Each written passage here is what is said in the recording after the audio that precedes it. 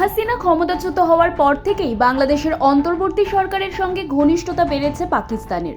সম্প্রতি বাংলাদেশের সামরিক বাহিনীর 6 জন সেনাকর্তার একটি প্রতিনিধি দল 6 দিনের পাকিস্তান সফর সেরে শনিবার ঢাকায় ফিরেছে। জানা গিয়েছে, মঙ্গলবার সন্ধ্যায় ঢাকায় এসে পৌঁছেছে পাকিস্তানের 4 সদস্যের একটি উচ্চ পর্যায়ের সামরিক প্রতিনিধি দল।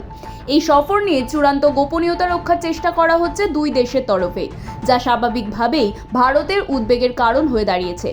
সূত্রের খবর, পাকিস্তানের প্রতিনিধি দলের নেতৃত্বে রয়েছেন লেফটেন্যান্ট জেনারেল আসিম মালিক। পাক গুপ্তচর সংস্থা আইএসআই এর প্রধান তিনি। এছাড়াও রয়েছেন আইএসআই এর director general analysis major general Shahid Amir Afsar, major general Alam Amir Awan এবং এসএসজির কর্তা মোহাম্মদ উসমান লতিফ। মঙ্গলবার বিকেল 5টা নাগাদ তারা ঢাকা বিমানবন্দরে এসে পৌঁছান।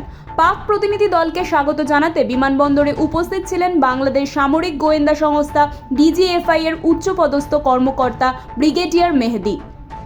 বাংলাদেশের সেনাকর্তাদের পাক সফর নিয়েও যথেষ্ট গোপনীয়তা বজায় রাখা হয়েছিল।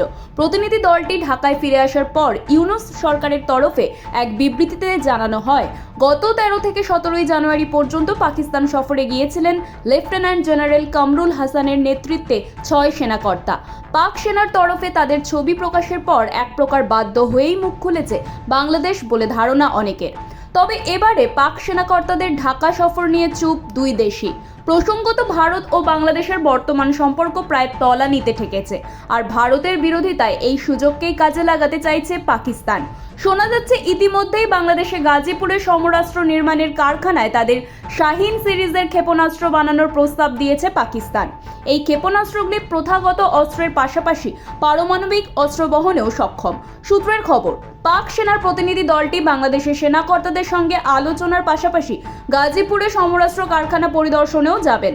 বলা বাহুল্য, বাংলাদেশের হাতে পাকিস্তানি ব্যালিস্টিক ক্ষেপণাস্ত্র থাকলে পূর্ব ও পশ্চিম দুই সীমান্তেই চাপে থাকবে ভারত।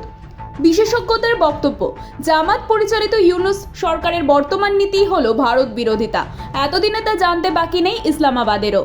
ফলে তারাও ভারতের বিরোধিতায় এই সুযোগ কাজে লাগাচ্ছে। পুরনো রাগ মেটাতে উঠে পড়ে লেগেছে পাকিস্তান। সব মিলিয়ে দিল্লির উদ্বেগের যথেষ্ট কারণ রয়েছে বলেই মনে করা হচ্ছে। নয়াদিল্লি থেকে সুমন্ত দাশগুপ্তর রিপোর্ট, আর ভেনাম নিউজ।